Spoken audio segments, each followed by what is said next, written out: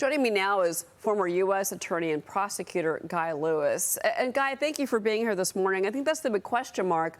You know, I call this by the DOJ kind of a cleanup on aisle 5 last night to try to course correct, it seems. But I think the original question still stands. Were they trying to intimidate Devin Archer ahead of today? Of course they were. It's laughable to come out and say, oh, we sent you a letter on Saturday. Oh, by the way, God bless the post office, but they're about the only government agency that I know that would do, that works on Saturday. The Department of Justice sends out a letter on Saturday saying, Judge, you need to send the guy to jail when he's supposed to testify in front of a committee in Congress on Monday. And it's ridiculous, the timing of it. They had to backtrack. They had to. Do you think that Devin Archer, you can give me your legal opinion, do you think that he's going to be forthcoming today in front of this committee? Boy, that's a great question. For the most part, my bet is no. He does not want to be there.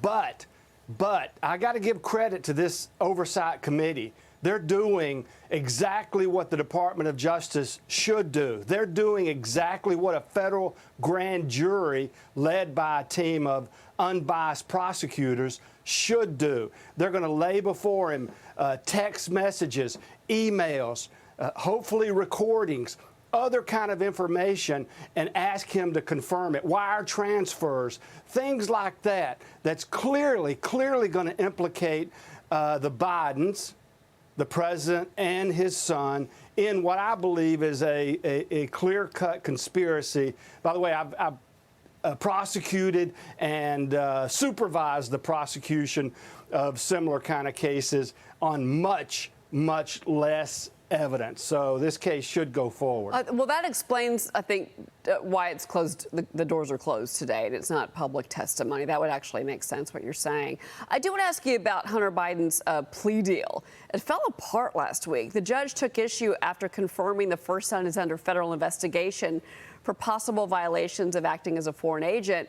He was also ordered to look for a job, not possess any weapons, avoid drugs and alcohol, submit to drug tests before his next hearing on August 25th. A lot of criticism about, well, first off is, two-car SUV escort. But what did you make of the judge's opinion? Because I'll tell you what, that plea deal really blew up. So very, very interesting. She came forward.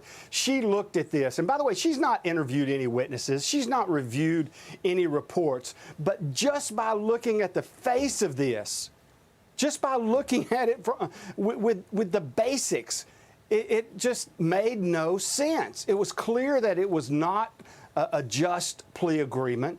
And again, I've seen these over and over and over, and I've never seen anything like this ever in my career on both sides. He clearly had a sweetheart deal. She looked at it and she says, wait a minute, fellas, you're going to have to go back to the drawing board. My concern is justice, fairness, equality, and you fail on all of these points. All right, let's move on to this other issue here. Mar-a-Lago employee Carlos de Oliveira, he's doing court today, actually. Special counsel Jack Smith charging him with obstruction of justice for allegedly trying to delete security footage. Now, former President Trump is strongly denying he ordered anyone to delete videos. He calls the charges, quote, prosecutorial fiction. Former Department of National Intelligence John Ratcliffe reacting to this last week with Maria. I want you to watch this. By Jack Smith adding a defendant yesterday through the superseding indictment, that only slows that process down. That only makes me more convinced that there's no way this gets to trial before 2024. It also tells me that Jack Smith's case isn't as strong as has been represented, because he knows he's slowing the case down, but he's adding a defendant because he apparently thinks he needs this maintenance worker and the testimony, from that to try and gain a conviction. Guy, your thoughts on this?